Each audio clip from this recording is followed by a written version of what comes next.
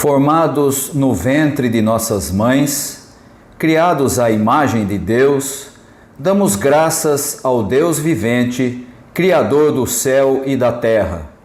Batizados e adotados como filhos e filhas de Deus, recebemos nova vida por meio de Jesus, a palavra vivente de Deus.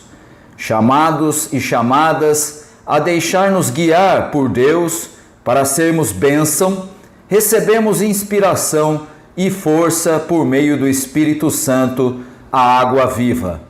Firmados como uma comunidade de amor, unida em fé e esperança, adoramos e glorificamos a bendita Trindade.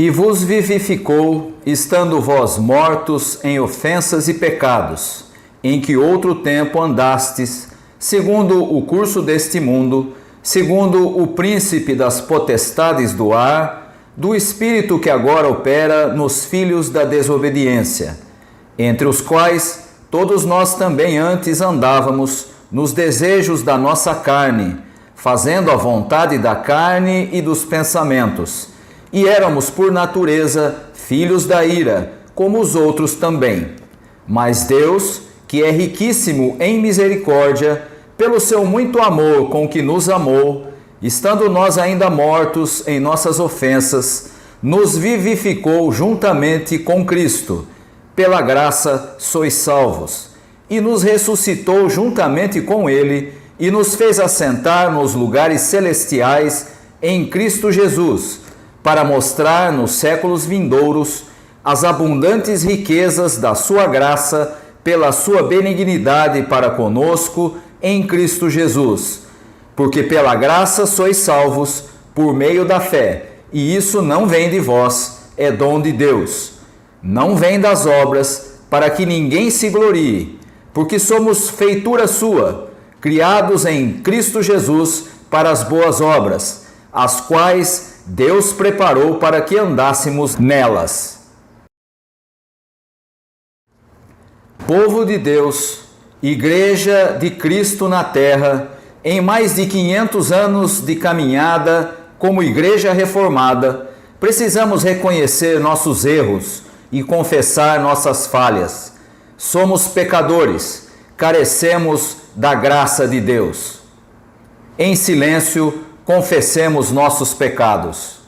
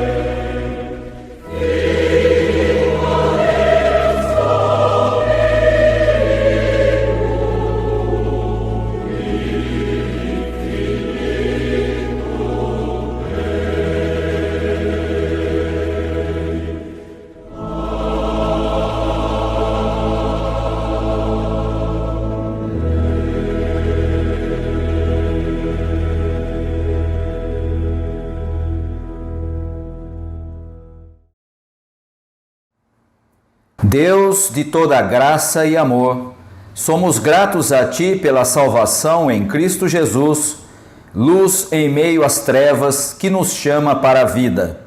Louvado seja o Teu nome. Em nome de Jesus. Amém. Portanto, lembrai-vos de que vós, noutro tempo, éreis gentios na carne e chamados incircuncisão pelos que na carne se chamam circuncisão, feita pela mão dos homens. Que naquele tempo estáveis sem Cristo, separados da comunidade de Israel e estranhos às alianças da promessa, não tendo esperança e sem Deus no mundo. Mas agora, em Cristo Jesus, vós, que antes estáveis longe, já pelo sangue de Cristo chegastes perto, porque Ele é a nossa paz, o qual de ambos os povos fez um, e derrubando a parede de separação que estava no meio, na sua carne desfez a inimizade, isto é, a lei dos mandamentos, que consistia em ordenanças, para criar em si mesmo dos dois um novo homem, fazendo a paz, e pela cruz reconciliar ambos com Deus em um corpo, matando com ela as inimizades. E vindo, ele evangelizou a paz a vós que estáveis longe e aos que estavam perto, porque por ele ambos temos acesso ao Pai em um mesmo Espírito. Assim que já não sois estrangeiros, nem forasteiros, mas concidadãos dos santos e da família de Deus, edificados sobre o fundamento dos apóstolos e dos profetas, de que Jesus Cristo é a principal pedra de esquina, no qual todo o edifício, bem ajustado, cresce para templo santo no Senhor, no qual também vós, juntamente sois edificados para a morada de Deus em Espírito.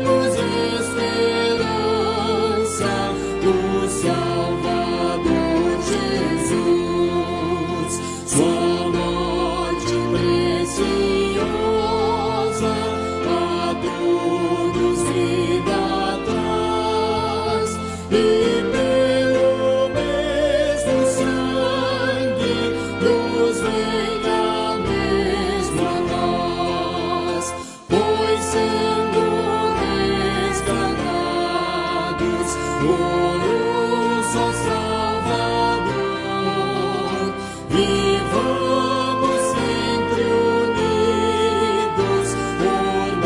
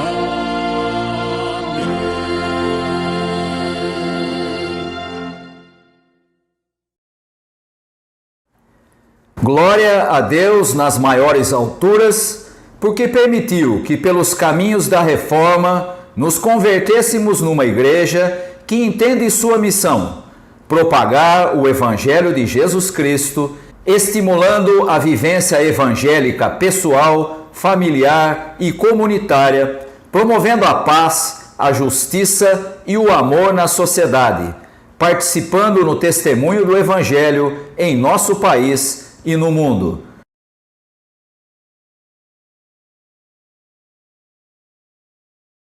Deus, estamos ouvindo Sua palavra, mais antiga que qualquer um de nós, mais antiga que a Igreja, porém ainda refrescante e com o poder de renovar e transformar. Deus, pedimos, por favor, abra nossas mentes e corações para abraçar Sua palavra. Abra nossas mentes e corações para abraçarmos uns aos outros e tornarmos um. Em Cristo oramos. Amém.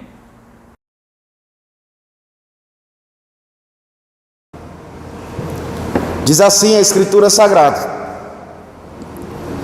um dos escribas que ouvira a discussão, reconhecendo que respondera muito bem, perguntou-lhe: qual é o primeiro de todos os mandamentos? Jesus respondeu: o primeiro é: ouve, ó Israel, o Senhor nosso Deus é o único Senhor. E amarás o Senhor teu Deus de todo o teu coração, de toda a tua alma, de todo o teu entendimento e com toda a tua força. O segundo é este: amarás o teu próximo como a ti mesmo.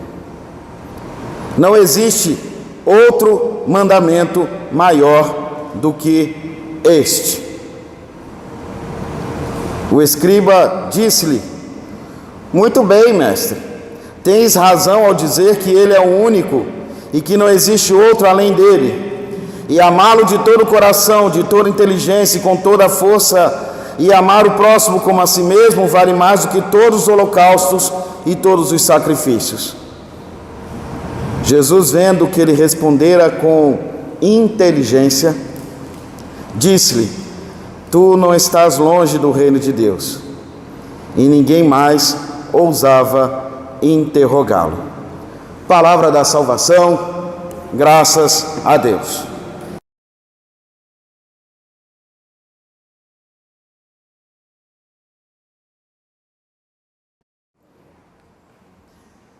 Quero pensar com vocês hoje sobre a Reforma Protestante, já que hoje é o dia da Reforma Protestante. Mas quero refletir a partir de uma pergunta, e quero ver qual vai ser a resposta de vocês, porque a resposta a essa pergunta vai me ajudar muito na reflexão que eu tenho que fazer agora. Eu vou pedir ao pastor que não responda. Por favor, pastor. Mas qual é a diferença entre a reforma de Calvino para a reforma de Martim Lutero? Existe diferença? Vocês conseguem perceber a diferença? Entra a reforma, passa a reforma, e nós repetimos as mesmas ladainhas que estão sendo repetidas há 504 anos. Somente a Escritura, somente a fé, somente a graça, somente Cristo e o sacerdócio universal de todos os cristãos e cristãs. E paramos aí. Olhamos para a Reforma Protestante e congelamos esse momento. Fazemos de Lutero um grande herói da fé. Daí a palavra protestante, por ter sido um dos primeiros a protestar. Não foi o único não, mas um dos primeiros a protestar. Mas nos limitamos muitas vezes a perceber a reforma simplesmente como um conjunto de regras, de palavras, que devemos concebê-las em nossas cabeças como palavras verdadeiras e repeti-las como quem repete uma ladainha, uma reza, uma oração, sem desprestigiar a experiência de quem gosta de ladainha, de rezas e orações. Falamos da reforma protestante como uma reforma da alma e enfatizamos a salvação da alma como ponto central, como a ação de um Deus gracioso que nos alcança por meio da fé. E paramos aí. Mas esse discurso está errado? Não, está correto. Mas esse é o discurso luterano. Então qual é o discurso presbiteriano? Nós somos presbiterianos? Ou não? Qual é o discurso dos reformados, dos calvinistas, sobre a reforma protestante? Não sei se os irmãos e as irmãs sabiam, mas alguns anos depois, após a reforma protestante de Lutero, teve um movimento de reforma da reforma. Vocês sabiam disso? Um movimento coordenado por um homem chamado Thomas Müntzer, em que ele dizia que Lutero se conservou e se preservou no campo somente da espiritualidade e esqueceu outras dimensões importantes que precisávamos reformar na sociedade. E quais eram essas realidades novas trazidas por esse crítico a Lutero? As questões da vida, as questões do capital. Deveríamos fazer uma crítica severa que apontasse para uma vivência ética de protesto, de valores éticos que fizesse de cada um de nós críticos e sempre críticos de uma sociedade que caminha para a idolatria. Após esse homem, lá na frente, aparece o jovem Calvino. Tinha 24 anos, por aí, quando inicia a sua caminhada no contexto das igrejas da Reforma. E aqui está o ponto que diferencia a teologia de João Calvino na compreensão da Reforma protestante para a compreensão luterana da Reforma. Enquanto a compreensão luterana da Reforma quer somente e se limita a perceber que a salvação de Deus é uma salvação da alma, Calvino começa a falar da salvação do corpo. Eis a razão de Reverendo João Dias Araújo cantar não só a alma do mal salvar, o que ele diz depois? Também o corpo ressuscitar. Calvino olha para a reforma de Lutero e reconhece as grandes contribuições dessa reforma. Sem dúvida nenhuma, sem Lutero não há reforma protestante. Mas tal como Thomas Müntzer, alguma coisa angustiava Calvino, de tal forma que ele olha para a reforma e diz: mas a reforma não reformou quase nada. É muito fácil salvar a alma. E cá entre nós evangelizadores somos bons para salvar almas, não é verdade? Mas somos péssimos no cuidado com o corpo. Por acharmos que a alma vale mais, nós esquecemos do corpo. E o que ressuscita, segundo o Senhor Jesus Cristo, em São Paulo apóstolo, é o corpo e não a alma. Por isso Calvino escreve uma belíssima obra chamada A Instituição da Religião Cristã, em que ele descreve toda, a partir de uma compreensão de uma espiritualidade bem abrangente, apresenta no seu último livro algumas falas pouco conhecidas por nós presbiterianos e que nos achamos seguidores da tradição de Calvino. Vocês sabiam que Calvino defendia a resistência ao tirano? Vocês sabiam disso? Vocês sabiam que Calvino era um crítico a qualquer poder ditatorial? Vocês sabiam que Calvino se preocupou tanto com as questões do tempo comum, que ele criou regras para o magistrado?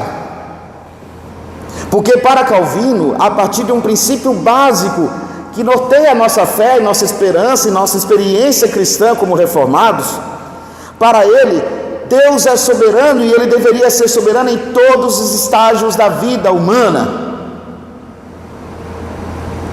Se Deus é soberano, ele tem que ser soberano em todos os estágios, todos os momentos, e não somente em partes. Porque a reforma luterana se ocupou em falar: tá, Deus é soberano, mas da minha alma. E os príncipes protestantes luteranos eram tão corruptos como os príncipes católicos do medievo.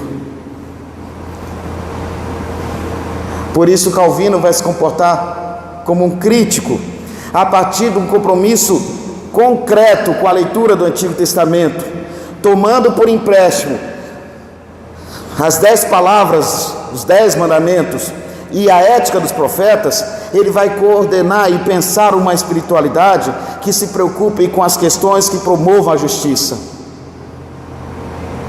A IPU, nessa semana, compartilhou no seu Instagram um meme, né, vamos colocar assim, uma figurinha, em que aparece lá mais ou menos essa frase de Calvino dizendo que, de fato, a fé é o ponto principal da justificação pela fé, da doutrina da justificação, porém ela não continua sozinha,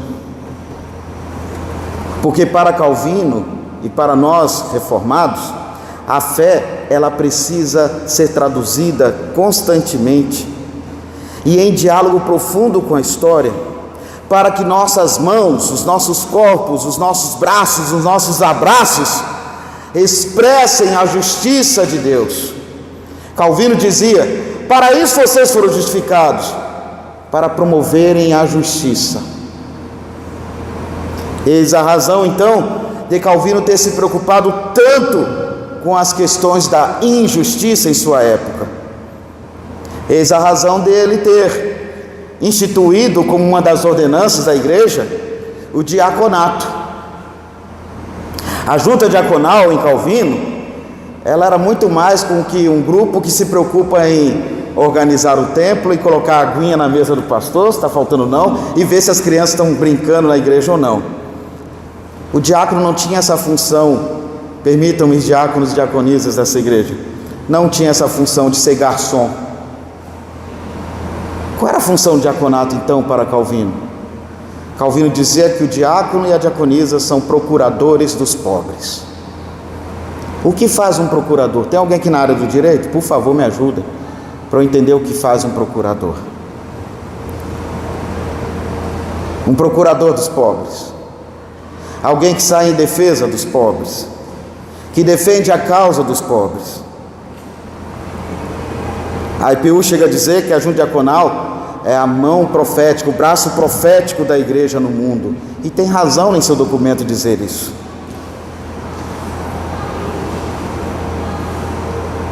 Para João Calvino, então, a espiritualidade cristã não deve somente ser uma louvação a Deus, mas essa louvação a Deus tem que alcançar os meus braços, para que eu seja braço de Deus junto aos mais pobres. Eu recomendo a todos e todas lerem o livro 4 da Instituição da Religião Cristã, principalmente no que diz respeito às questões da política, às questões da sociedade, às questões da magistratura presente no discurso de Calvino. Se tudo então é para a honra e para a glória de Deus, para que o nome de Deus seja proclamado como soberano, então que seja a igreja esse instrumento da justiça de Deus no mundo presente. Mas, Cláudio, tem isso tudo que está falando com o texto que acabamos de ler? É que um coração que se transborda de amor, tal como cantamos agora, né? Tal como cantamos agora, é um coração que vive esse amor não em dicotomias. E vou explicar melhor. No nosso texto, capítulo 12 de Marcos 28 a 34, ele faz parte de um bloco literário muito maior, que começa no capítulo 11 e vai até o capítulo 13, versículo 3. Um bloco literário enorme. É o bloco em que Jesus chega a Jerusalém e faz a reforma do templo. Jesus, como reformador, entra em Jerusalém e se confronta com o templo, que para ele tornou-se uma casa de ladrões, um covil de raposas. Frei Leonardo Boff fala que os franciscanos, pastor, né, que Francisco de Assis tinha tanto carinho pelo meio ambiente, né? Diz até que ele, toda noite, ele começou a fazer amizade com uma raposa, e ele ia lá e levava comida para a raposa, até que a raposa gostou tanto de Francisco de Assis, e gostou tanto dos franciscanos, que ela agora usa hábito, o hábito franciscano. É interessante essa fala, né? Jesus chega ao templo, e o que ele esperava encontrar no templo? O que Jesus espera quando se chegasse agora nesse tempo, que ele esperaria de vocês? Que todos professassem bem a sua fé protestante. Nós somos protestantes, acreditamos, pastor, nos 5 sola. Ó Jesus, nós aprendemos direitinho a lição, é isso que ele quer de vocês? Não. E os judeus eram rápidos em provar que eles eram fiéis à Bíblia ou à interpretação bíblica mosaica. E são esses que vão dar muita dor de cabeça para Jesus. O único momento que Jesus tira um chicote, sai para dar uma pancada em todo mundo, em cima dos religiosos, já perceberam? Perceberam isso na Bíblia? Chega a Jerusalém, e em Jerusalém começa o grande conflito, que ele já havia anunciado no capítulo 8 de Marcos, depois de Pedro falar, tu és o Cristo, e ele fala, então eu quero te falar uma coisa, Pedro, não conta isso para ninguém, você ainda não entendeu a parada, porque compete ao Filho do Homem ir para Jerusalém para ser morto pelos anciãos, pelos principais do povo, pelos sacerdotes e pelas lideranças políticas. E Pedro naquela hora falou bem assim, não, isso não vai acontecer não, de jeito nenhum. E agora chegou o momento do confronto. Jesus chega ao templo, e o templo não era só o espaço para adoração, era o espaço também da vida financeira, econômica e política daquele povo. Templo e palácio andavam juntos, e sabemos, irmãos e irmãs, que toda vez que religião e o palácio andam juntos, quem sofre é o povo. E aí há vários confrontos, várias pessoas começam a querer pegar Jesus no contrapé, já que ele havia denunciado o templo como espaço de ladrões. E ele não se contentou somente de denunciar que o templo era espaço de ladrão, ele também disse que o templo era uma figueira estéril, porque quando você chega a uma árvore, você vai encontrar fruto, se não encontrar fruto, o que deve fazer com aquela árvore? E aí algumas autoridades começam a querer pegar Jesus no contrapé. Herodianos, que era o partido de Herodes, os fariseus, os bons religiosos que seguem detalhadamente a lei, os saduceus, que eram os sacerdotes que detinham latifúndio, e por último os escribas. E aqui temos diante de nós um escriba. Ele fala para Jesus, qual é o maior mandamento? E Jesus, como um bom judeu, conhecedor daquilo que nós chamamos de ortodoxia. Vocês sabem o que é ortodoxia? Sabe o que significa ortodoxia? É aquele pessoal que acha que segue, que você tem que conhecer bem a doutrina e confessar bem a doutrina. Não precisa vivê-la não, mas confessar é o mais importante. São aqueles que defendem o que Rubem Alves chamou de reta doutrina, ou que Ricardo Esquadro Gouveia, pastor presbiteriano, chama de piedade pervertida.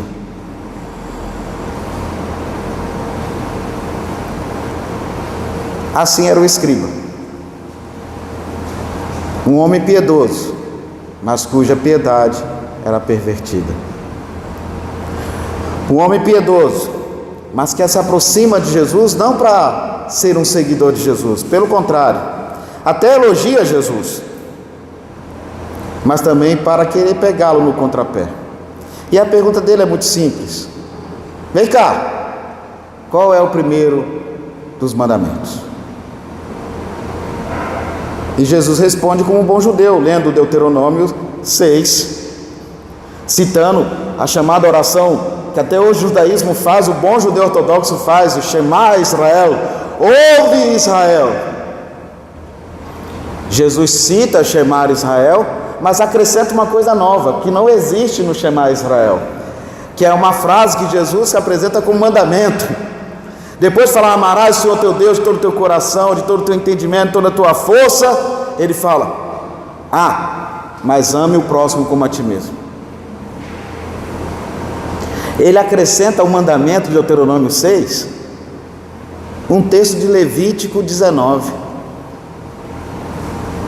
Porque essa frase de Jesus, esse mandamento de Jesus, ama ao teu próximo como a ti mesmo, ela só é citada no texto de Levítico 19.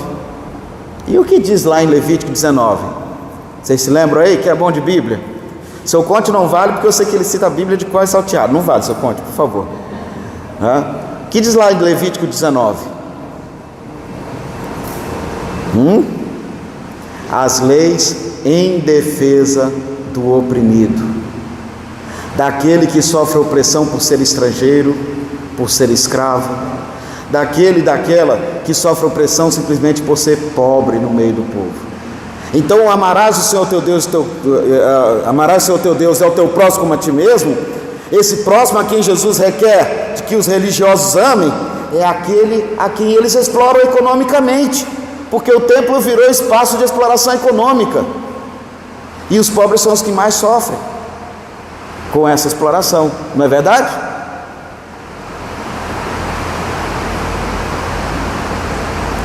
Irmãos e irmãs, essa frase de Jesus não é esse amor romano que a gente aplica aqui na igreja muitas vezes, né? Somos um povo, como é que é um corpo, sem qualquer falsidade, não é assim que a gente canta? Vivendo a verdade, expressando a glória do Senhor, um amor totalmente fugaz da boca para fora.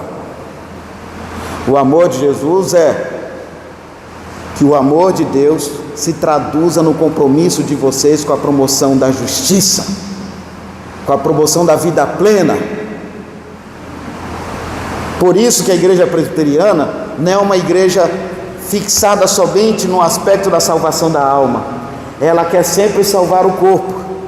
Recentemente, não sei se a igreja já teve acesso, saiu um material muito bom publicado pelo reverendo Guilherme Freitas, um dos mais novos pastores da IPU, sobre a confissão diácra. Vocês sabem o que fala sobre a confissão diácra, que é uma confissão de fé reformada, que nós, a Igreja Presbiteriana Unida, aceitamos como doutrina para nós?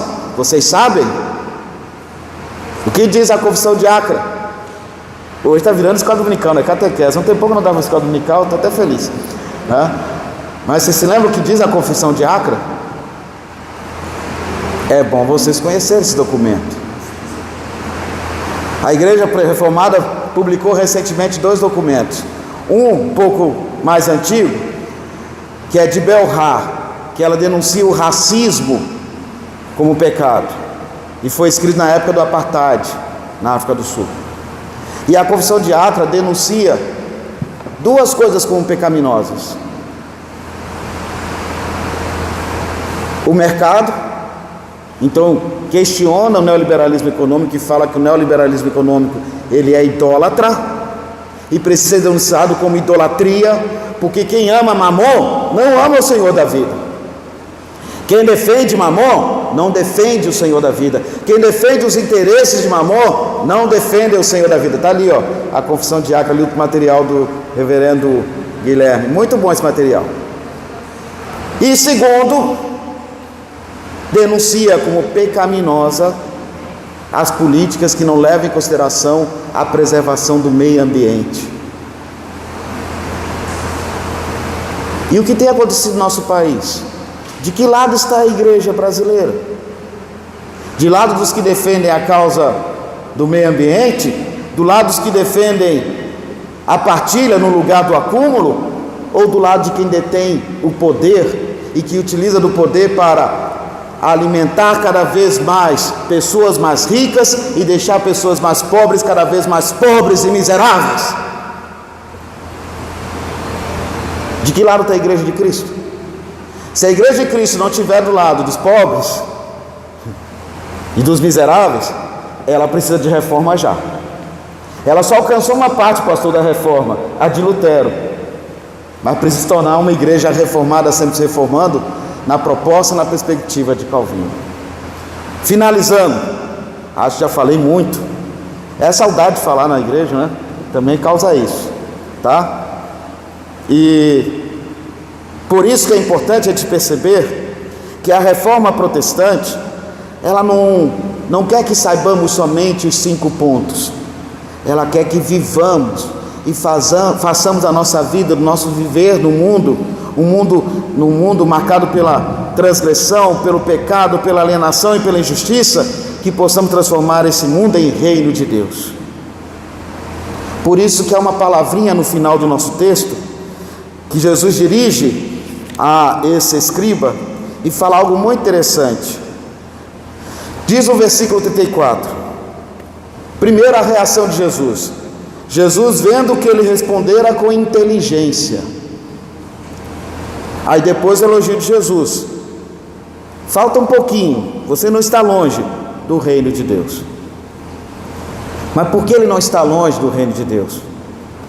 Porque Jesus entende que esse homem que o interpelou, esse escriba, consegue conceber na mente os valores do reino.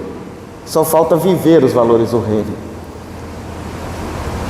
Por isso que esse texto é uma crítica a qualquer protestante, a qualquer evangélico brasileiro que saiba de cor a sua doutrina, só sabe de cor, mas os braços não reconhecem os mais pobres, os mais necessitados. Tenho orgulho de fazer parte da Igreja Presbiteriana Unida do Brasil, por ser uma igreja presbiteriana que não se vendeu ao poder e nem apoia ditaduras. Pelo contrário, a única coisa que ela defende é a salvação do Deus soberano, que vem ao nosso encontro e se faz irmão de cada um de nós, para que possamos ser, no mundo, instrumentos da sua justiça. E a justiça aqui tem essa dimensão profunda da palavra, que está presente no Evangelho de Mateus, na ética de Jesus, está presente em toda a Sagrada Escritura, pois somos justificados não para ter a nossa alma, ter a garantia da salvação da nossa alma. Nós somos justificados para agir no mundo, para que corpos que não tenham o que comer, não tenham onde dormir, não tenham o que vestir, corpos que estejam aprisionados, corpos explorados e aniquilados, tenham a esperança na ressurreição.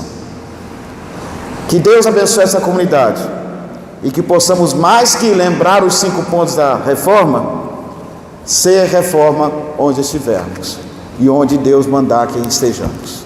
Amém.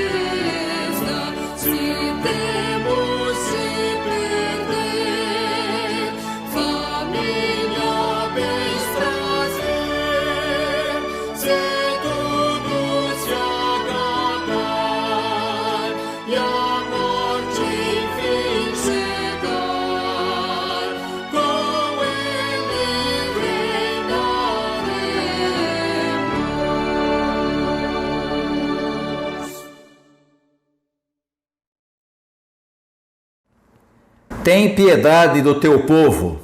Muros, grades, fronteiras fechadas, migrações forçadas, refugiados e repressões, corações insensíveis, morte. Tem piedade do teu povo. Meninas sequestradas, tráfico humano, violações, trabalho escravo, seres humanos abusando de seres humanos. Tem piedade do teu povo.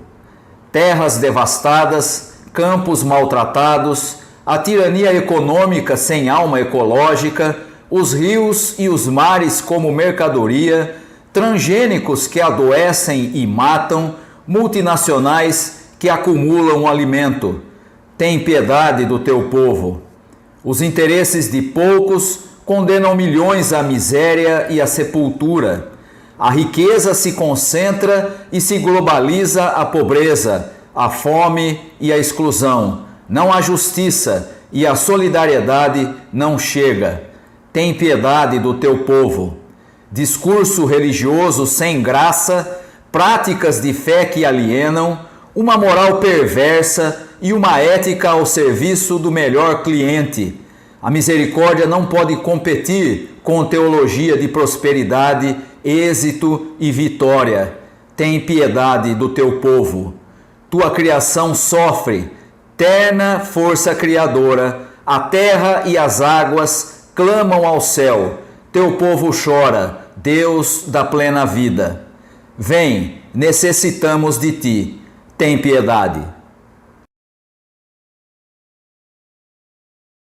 Deus dos reformadores e das reformadoras, Deus dos nossos avós e avós, de nossos pais e de nossas mães, abraça-nos em nosso complexo presente, guia-nos por caminhos de esperança, ilumina o horizonte para não errarmos os rumos, acende nossa alma para te servir no meio da vida, onde teu amor precisa ser compartilhado e celebrado. Por Jesus, no Espírito. Amém.